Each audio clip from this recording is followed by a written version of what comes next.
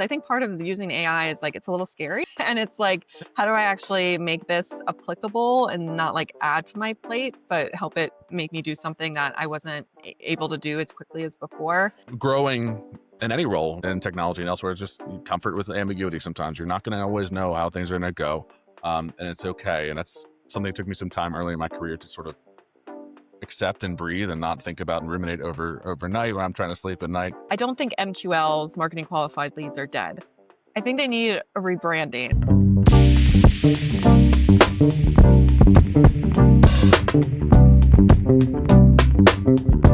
Hi, everybody. Welcome to What Keeps Marketers Up at Night, the show where we unpack what's keeping modern CMOs, growth leads, and marketing ops folks awake and occasionally make them laugh about it. I'm Jeff Spinella from Darwin, where we help teams turn marketing chaos into reliable systems that actually work. Today, I'm joined by Alex Ferraro, a fractional marketing executive who has more than a decade of experience across PE-backed organizations, mature multi-billion-dollar businesses, and Series A startups.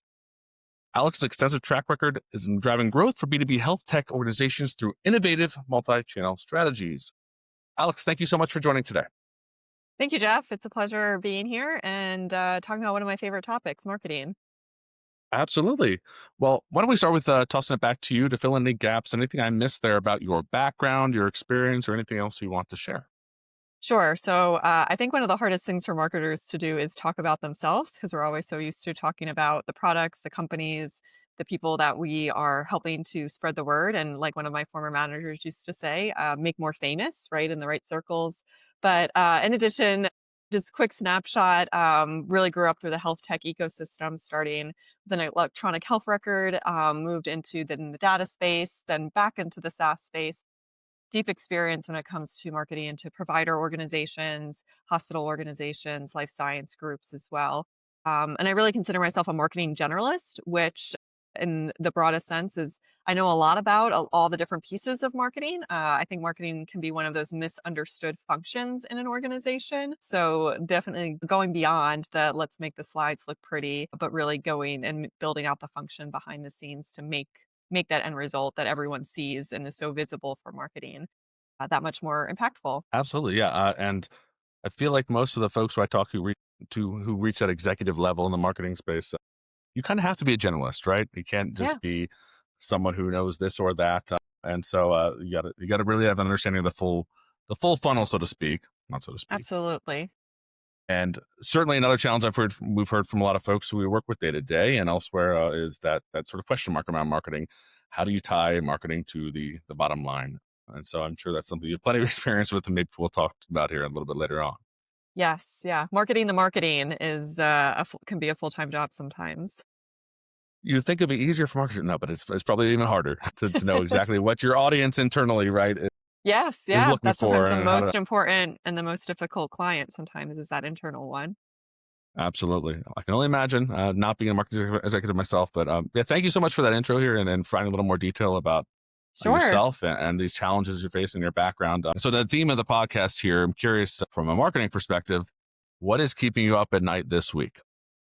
Sure, man. And I also there's a long list, so I know we only have so much time and so many things to rattle off. But the one that I was really thinking about, Jeff, when you asked me this question earlier was, did I pick the right insert? Did I pick the right company to work for and with? Did I pick the right tools? Let's talk.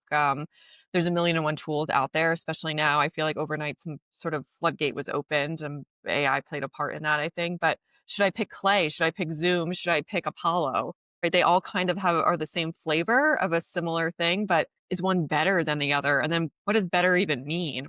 Is the data quality better? What about their customer support? Like there's a million kind of things that go in. And, when you start chatting and looking at what like the reviews are or what the industry is saying, I talked to someone the other day and they're like, I hate that tool. And I was like, oh, that's a really strong sentiment. Why? Like I've used it and I really liked it. So there's a lot of opinions. So sometimes it gets really noisy digging through those opinions. And I feel like that keeps me up at night a lot is thinking about, did I pick the tool, the tech, I love media buying media and industry publications that I know that my clients buyers are reading and aligns with the audience. So especially like health tech, the fierce pharmas, industry dives. Did I make the right move? If I only have X number of dollars to spend, am I getting the most out of it for my customer? I always want to be a good steward of their money, and I always think, okay, if this was my business, is this a smart approach? And I think that's a really important as you get higher and higher into any leadership role, is thinking about, am I being a good steward of this money? Am I being a good portfolio and asset manager, essentially? So making that quote unquote right decision can be hard because sometimes there's more than one path. Did I pick the right agency partner, right? I have a recent experience where I had a great agency partner, some things changed, I needed to switch, and I thought I was getting something super great, and unfortunately it didn't work out. So there are mistakes that happen, and I think people have to be okay with that, both as a marketing professional and also as part of the organization, right? There's a lot of moving pieces, mistakes happen. I know this is old fashioned, but that's why there's erasers on pencils. It can be, most of these things can be undone. And the great news about a lot of these tools is they do offer a lot of flexible programs. And someone reminded me the other day, it's not like you're committing for 10 years to this system that is going to either make or break your company, right? You try that one data enrichment tool and you realize we don't really have the best audience for our ICP. We switch. It's really not the end of the world. Again, if you know one, you know them all. And part of it is testing. And I think that's one of the most exciting parts of marketing for the marketer, but also the one that keeps you up at night and can be stressful because as you're testing, everyone wants results, right? Everyone wants, and of course, the end goal is what's the pipeline impact? What's that revenue? But it takes time to get there. And you have to really think too about how long is that sales cycle? I've mainly worked in more enterprise sales, so anything 6 months to 2 years. So there's never that one moment in time. If they did this one thing with marketing, they did this one thing with sales that, flipped that switch. So it's this combination of a lot of different factors, and it's, am I making the right move? Yeah, geesh, and there's a lot to unpack from that. A lot of things that Yeah. I feel like I know that we speak to a lot of folks here at Darwin all the time that we work with. We work with marketing teams. That's what we do. And a lot of things you mentioned are extremely constant as it relates to the conversations we're having. As a strategic partner, hey, are you using X for forms? Let's say Eloqua. We had a client that works with Eloqua for forms, but Hmm. they're not getting exactly what they wanted. So maybe active campaign is better. What are the, and we provide options, of course, and do the same thing. And I have a lot of questions to follow up on you because I feel as if it'd be valuable for people who listen to this about how you approach these from that executive level. Because a lot of the folks that ideally would listen to this and that we work with are maybe not executive, but they're VPs or Sure. or just individual contributors at this point. You mentioned one at the start, which is, um, you know, am I making the right choice for this tool, this platform, whatever it may be, this system? I want to be a good steward of my organization's budget. How do you, when you speak to folks and do research, how do you get to that point where you're sure, okay, I think I'm going to go with this, even though this person might have said, I hate this tool? How do you do that sort of research? How do you figure out, and I know it depends on the tool, but in Yeah. general, maybe you could talk a little bit about how you approach that to start. Yeah, absolutely. So I'm a part of a couple different B2B marketing communities. Actually, some of them are beyond marketing. So two are Pavilion, which is more for go-to-market professionals. So definitely flexing beyond the marketing function. And then Exit 5, which is pretty much solely B2B marketing. So I definitely use those as a tool, another tool for another place and another forum Mm. where you can kind of crowdsource these opinions where people are paying and they're engaged in these discussions to provide recommendations and what has worked and what hasn't worked. So a recent example, a company I was working with, we were having a ton of email deliverability challenges. Like the open rates and the click-through rates, like nothing made any sense. And no matter how much I would have liked to think our content is perfect and our targeting is perfect, these numbers were like through the roof. And I knew that there was something wrong. And this goes back to being a marketing generalist, right? Like whenever I've done email marketing, my focus has really been primarily on the content, the segmentation, the cadence. But what I haven't had spent time on was the technical aspect of like, how do you actually land in people's inboxes? And this has shifted, right, over the past several years. So it's also keeping up with these shifts. And there are people out there that spend their whole career and all they do is email marketing. So to assume that a person, just because they're good at marketing, knows the ins and outs of marketing is not a good thought to have. So went to Pavilion, researched a lot about this email deliverability, looked at other threads. I did the whole stalking thing, seeing what other people had already asked and answered. And I came across two people in this group that was giving a lot of advice on similar scenarios. So I reached out to these two gentlemen, and of course, they both have companies and products and services that support this. But we didn't go there. We just went like, please educate me on the things I don't even know about and the questions I need to be asking. Whether or not you have the right solution for me is, let's save that for a few weeks later. But they kind of walked me through like, and one of the big recommendations was for cold outreach, you have to have one separate tool. And the resounding recommendation was either Lemlist or Instantly. And then again, this came from two different people, two separate conversations. They know each other and work together. So that was interesting as well.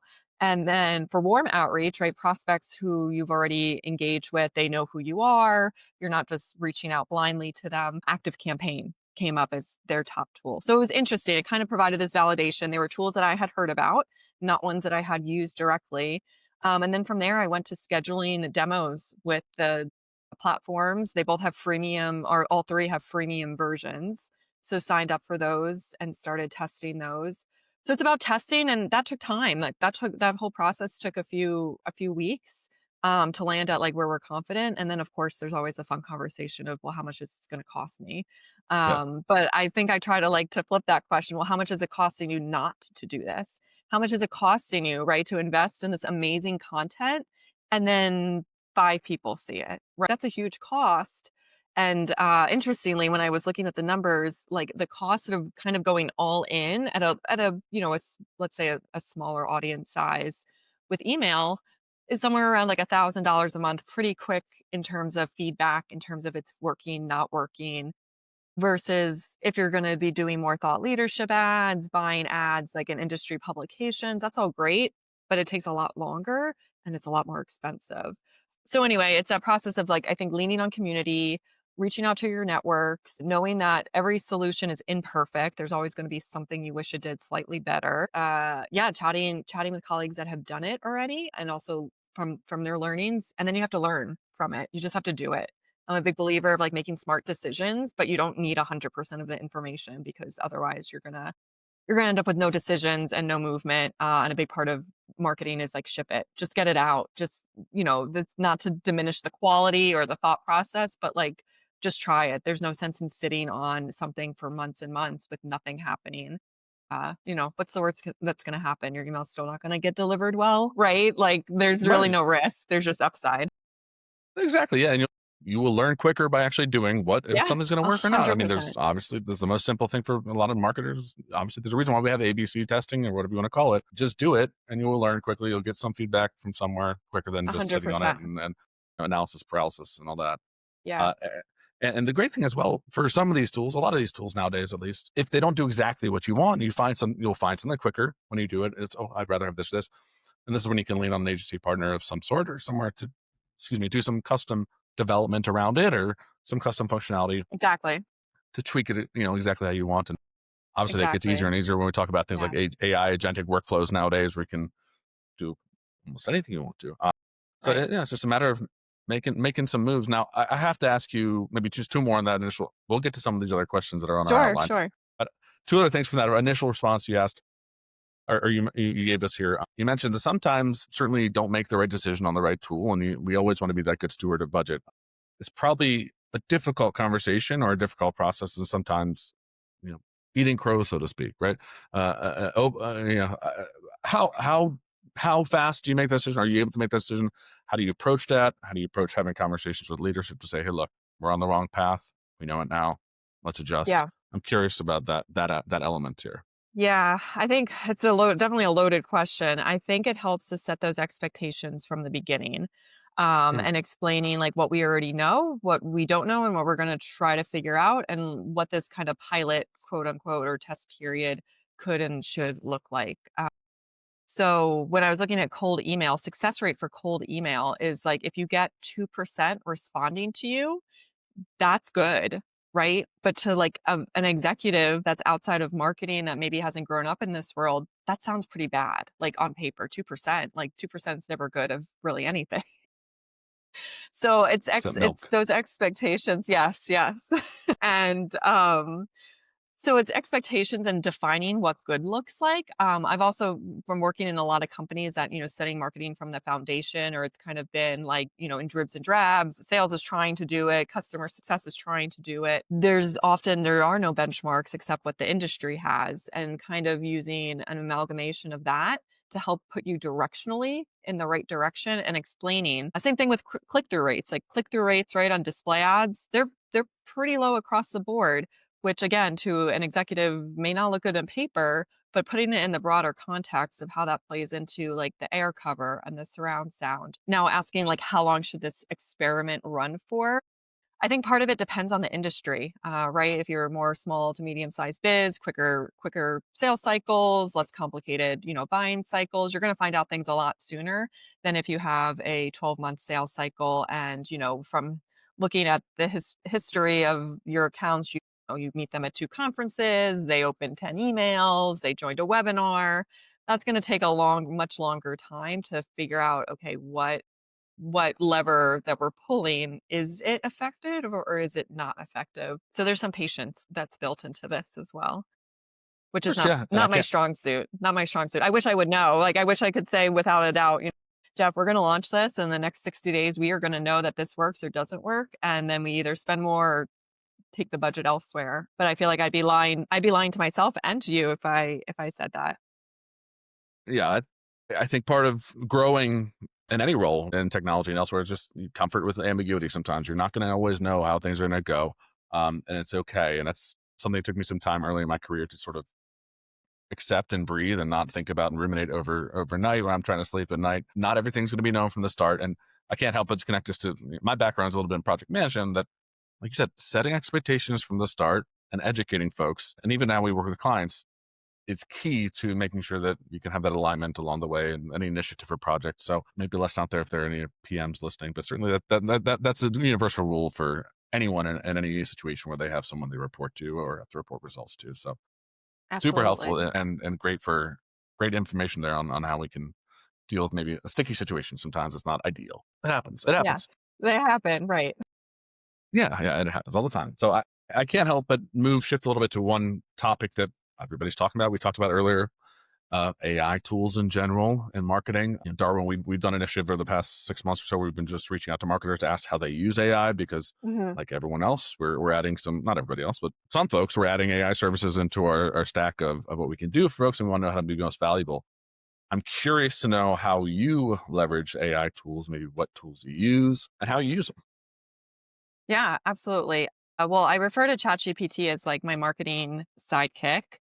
Mm-hmm. I took a great course. Shout out to Nicole Leffer. She has a great B2B Gen AI for B2B marketing course. Everything from like how to prompt it to create personas to even more complex things about automations and webhooks, which that area I still have a lot to learn in. But it really gave me that confidence, because I think part of using AI is like it's a little scary. And it's like, how do I actually make this applicable and not like add to my plate, but help it make me do something that I wasn't able to do as quickly as before?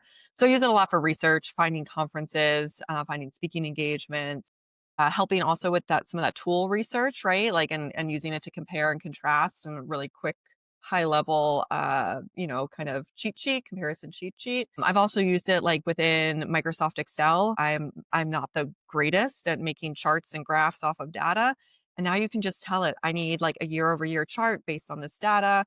So I had a ton of information, both anecdotal and data driven, from our conferences for the past year. So I wanted to figure out how to collate it all together and turn it into a narrative, and turn it into something that I could deliver to my leadership team and talk with my sales team about. And it helped me do that much more quickly.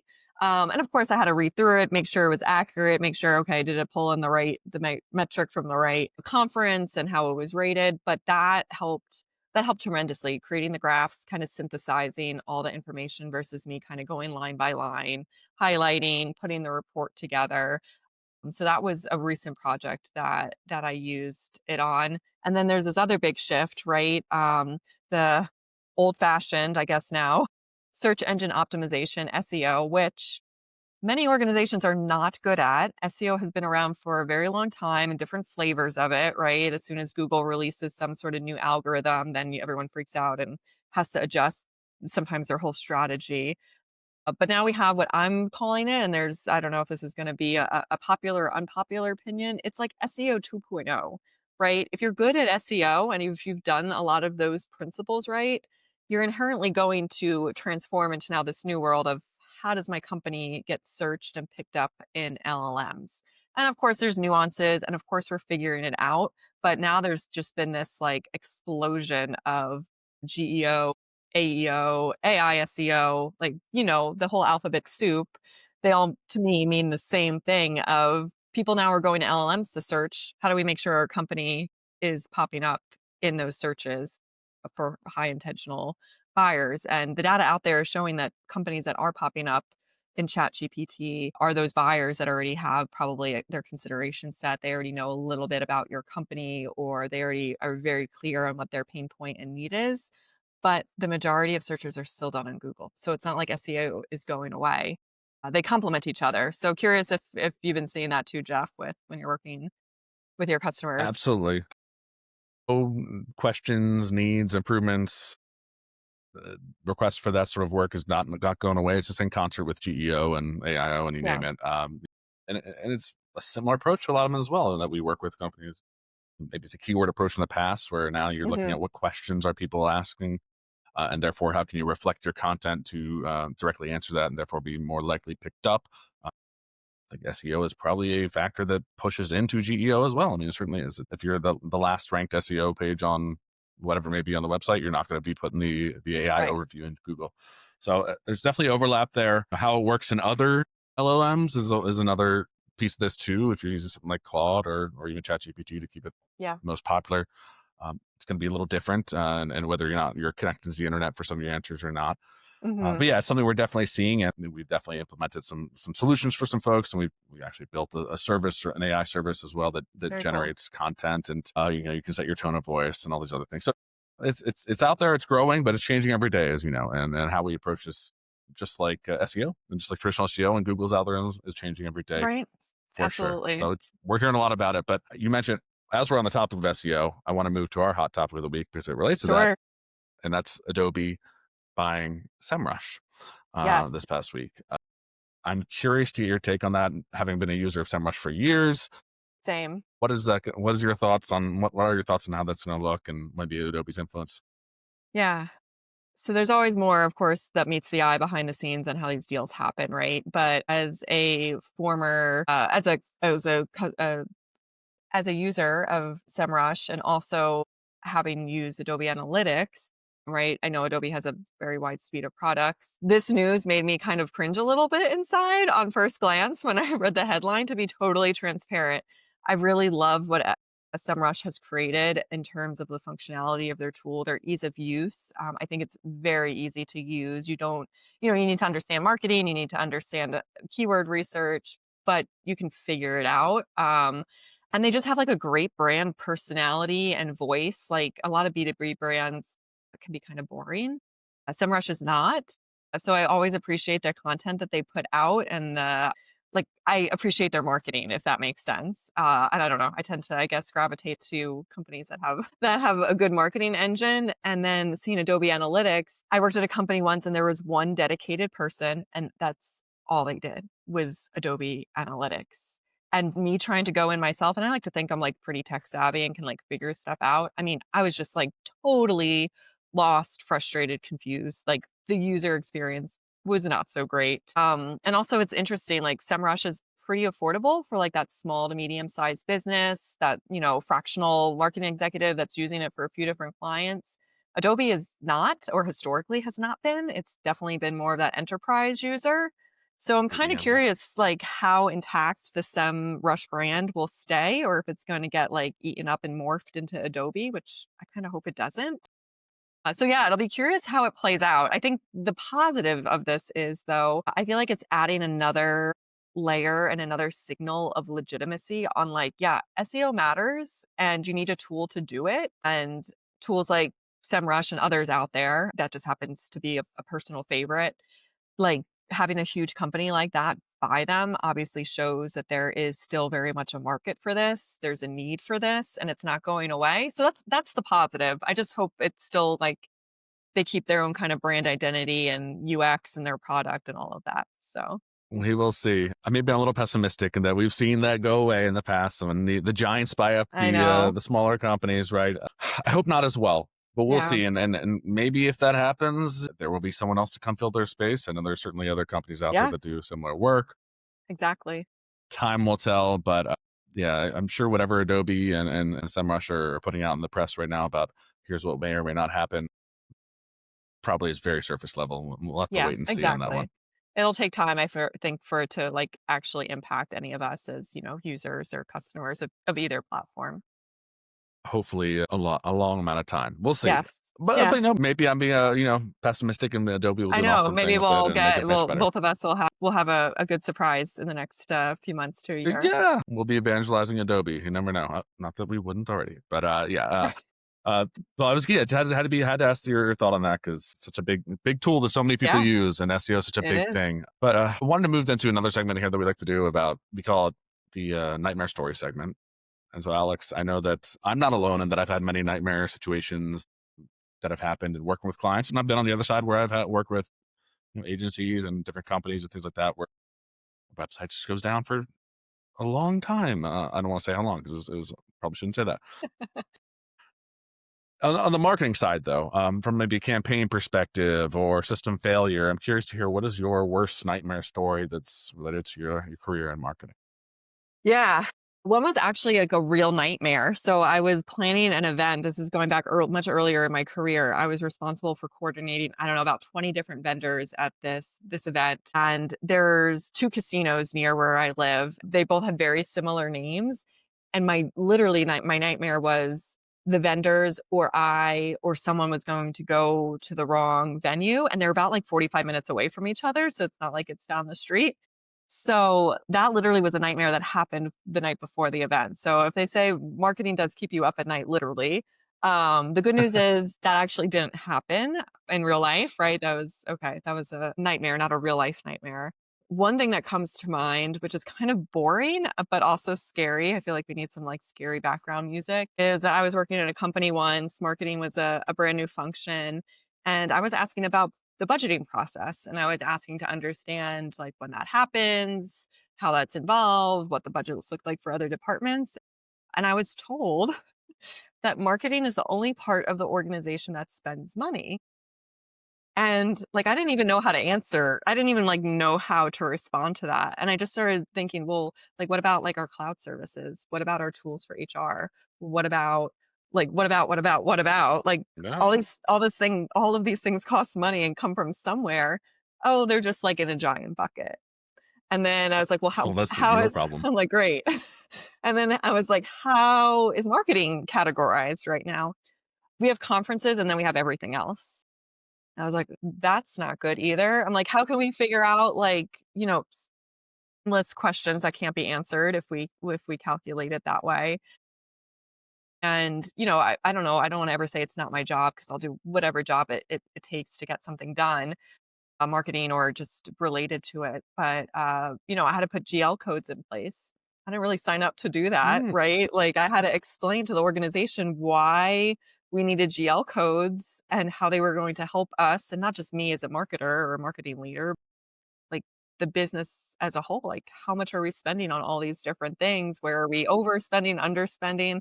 So that was a bit of, I would say, a nightmare because I am not a numbers person. I am not a finance person. And here I was trying to put some sort of like standardized process in place where there was really none. I also was like, oh gosh, if we think marketing only spends money, like that also we need to change that narrative is right. So Mm. I always hope to work with, a leadership team, especially like a CEO and a CFO or a rev ops person that already sees marketing as what I like to say a revenue accelerator and not a cost center. And I think historically, for whatever reason, marketing gets the bad rap of you're a cost center. So I think being a seat at that table, that budgeting table, no matter, Mm. I know it's painful. I was just in a CMO course and the whole course started with, we know budgeting is painful, but it shouldn't be. And here's how we can make it better a better harmonious process for everyone. But yeah, that's sort of a real life story from the trenches there.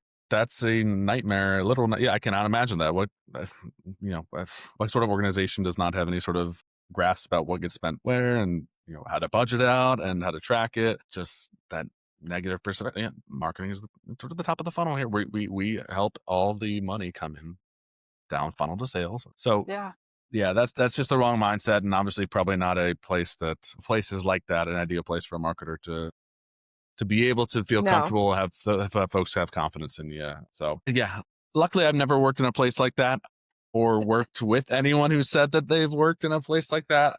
So hopefully that's a one-off, and I'm glad that hopefully you're in a better Yeah. place now that you work then. So, You know geez, what? These stories, like, they're lessons learned, right? Like, you don't like we yeah, were talking earlier, right? You have to learn by doing and experiencing, and there's no book on a lot of these things. There's no course on a lot no, of these things. So, yeah, that's one yeah, of and them. if certain younger folks, if you're younger, and you're starting out, you might not have the flexibility to. You might just be happy to have a new job where you can try to share your stuff. And then there's political aspects too about, well, should I raise the hand here and say this is not how things be doing? I know when I was younger, I was less confident to do that. Yeah. It's a tough situation, but yeah, you learn by doing, and you learn by from bad experiences as much from good ones. So Yeah, absolutely. yeah, well, keep an eye I out for was that, folks. If you're a marketer, sorry, go ahead. Yeah, I'll also say, there's also, like, this line that I hear often that I'm sure we all have heard, and it starts with something like, "All we need is an article. All we need is 5 more leads. All we need is to update our message." Right? And that, like, all of those make me just, like, cringe inside because it goes back to, like, right, are we diagnosing the real problem or are we treating a symptom? Like messaging. Yeah, sure, sometimes messaging can be bad. There's tons of examples of that.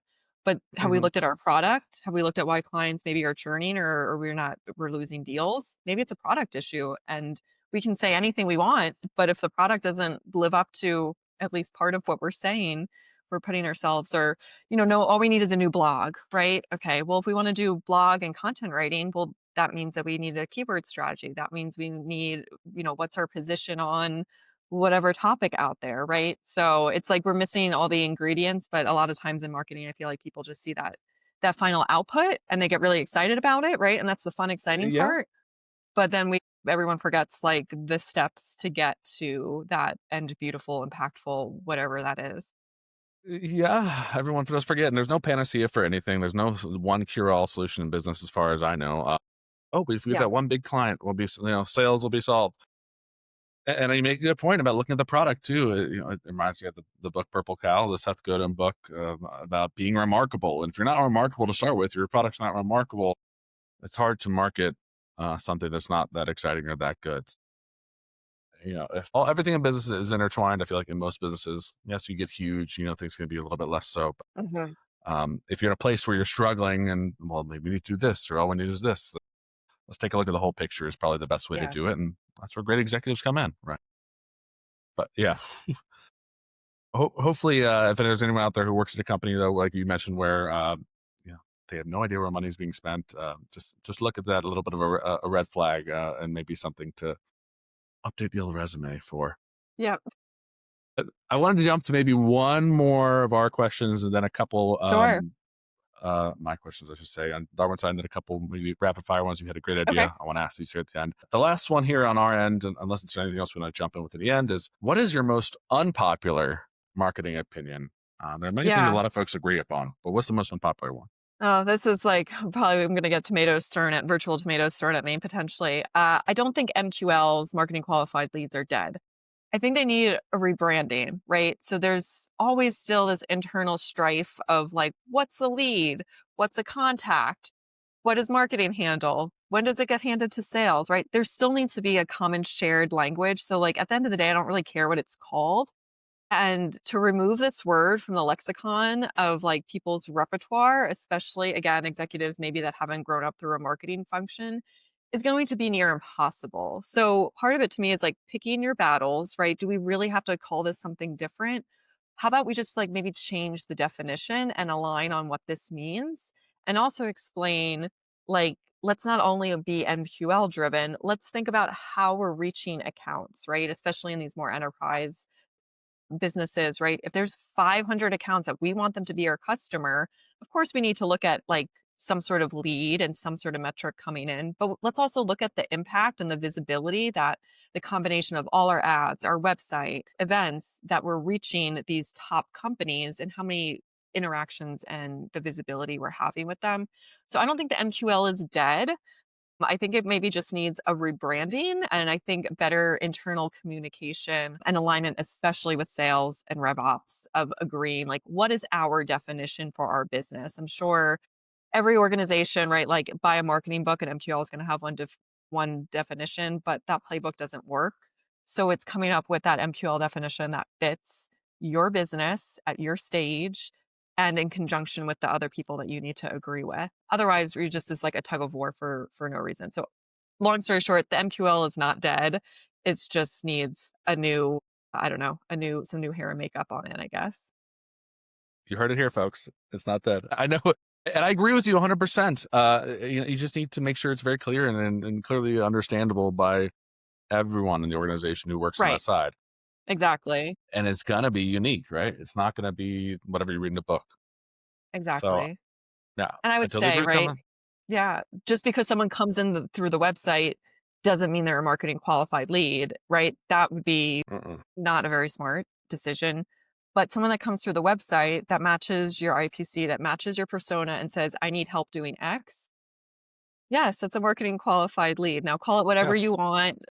But, let's set what those parameters are and let's, as marketers too, hold ourselves to a higher standard and not just say our website generated, 1,000 MQLs this month. No, let's like really dig into like the quality, the types of accounts, the types of personas, right? There's like a level to dig deeper. So that's my viewpoint on it. absolutely. And let's not look at short-term statistics like that to try to validate our role or our Exactly. contribution, and maybe actually go a little deeper, like you said, and find what's actual valuable. And once things are what your work that you're doing is seen as more valuable because it actually is being more valuable to the business, you're going to grow yourself. You're going to see what matters more instead of just a random metric that's you've assigned. Oh, we get this many hits, Right. and the business will see it. So if you want to grow within that business, they will point to that, and you will probably grow within the business or be able to point to a more important and valuable metric to a business that you're seeking to work at in the future than just something that's just checking a box and saying, "Oh, I hit my mark." Right. Think a little bit out of that box. Exactly. Completely agree with you on that. So, all right, I want to move to this next segment here, Okay. which I love, where some of these I think you sent over here. I know you sent over. I added one at the end. Okay. Just rapid fire, nothing to do with marketing at all, really. I don't think. Okay. And you give me your preference and quickly why mountains or beach. Give them the opportunity. Beach. Love the sun, love marine life. Beach is my happy place. All right. Well, you're from Florida too, or you live in I Florida, am so from I guess I, Florida. ca- I Yeah, can't. I I can't. live in Florida. I live about 15 minutes from the beach. I probably don't go as much as people would assume, though. No, it's always like that, right? You live next to Disney World, you go there once a week. Exactly. Well, except some people, that's for sure. Last book you read. Uh, oh my goodness. Why am I blanking on this? I'm totally spacing. And I know I gave you this question too. All right. Okay. I would suggest one to you, but I'm not that good. Yeah, I literally just read one and raved about it. You know what? I'm going to tell a little white lie. It was a couple books ago. Okay. Most recent book, The Unsold Mindset. Love it. It is a quote sales business book, but it's so much Hmm. more than that. And it's a great read. Unsold mindset. Okay. And if you remember the other one, send it to me. I'm assuming we'll have some show notes and we can put it in there too. Okay. Movie you can watch over and over. 10 Things I Hate About You. Excellent. Just watched it a I couple don't months hate ago. anything about you, Jeff, by the way, but so that was not directed Thank you at for you. clarifying That was that. literally Thank the you name for of the movie. just classic Matthew McConaughey and Kate Hudson. Can't get much better than that. Sweet or savory? Definitely a sweet tooth, chocolate dessert all the way. I have to disagree with you on that, but we'll agree That's to okay. disagree, and that's okay. I have a peanut allergy, so I'm sort of handicapped. Those are shouldn't say that You word are maybe, but yeah, limited. we'll cut that out. You have a limitation. Limited. Yes. And we'll cut that out. Coffee or tea? Definitely a tea person. Chai being my favorite. Excellent. A chai. I'm a coffee guy right here, but nothing wrong with either one. It's okay. Something However you something get you your caffeine. that's exactly right. Yeah. Sometimes it's an energy drink, and I'm not proud to admit that. Something you always have in your fridge.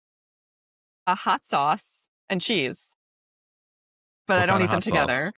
What kind of cheese and what kind of Gosh, hot sauce? so I love collecting hot sauces from places we go, so I always, like, Mhm. collect a random hot sauce.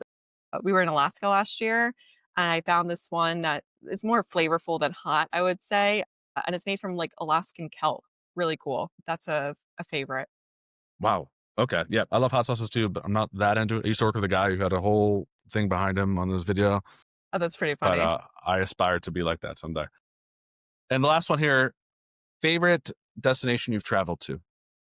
The Canary Islands. So, went there Wow. for our honeymoon. Yeah, went to 3 of I think there's 7 main islands. We went to 3.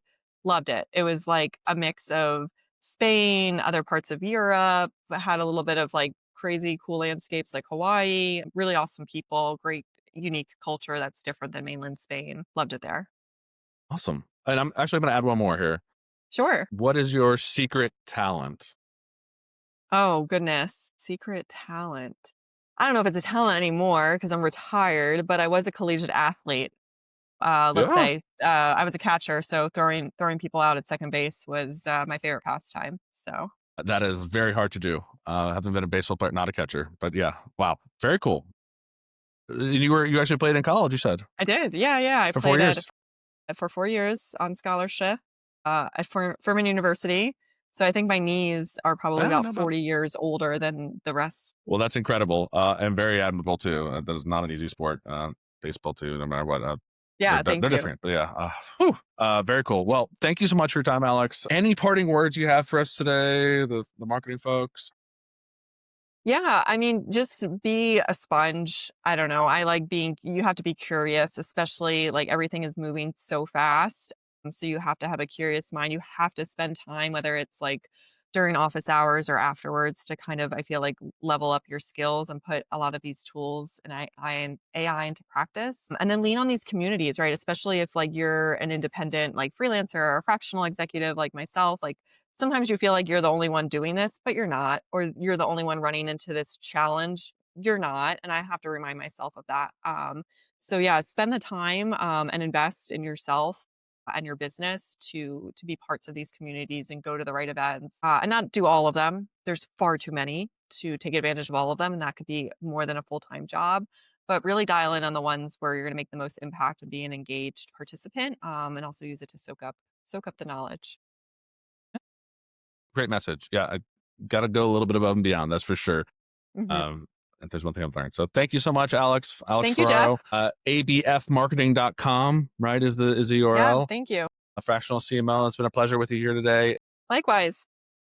You've been listening to What Keeps Marketers Up at Night, brought to you by Darwin, the team that helps CMOs finally trust their data and sleep a little better. Subscribe, share, and get some rest. You've earned it. Thank you all. Bye-bye.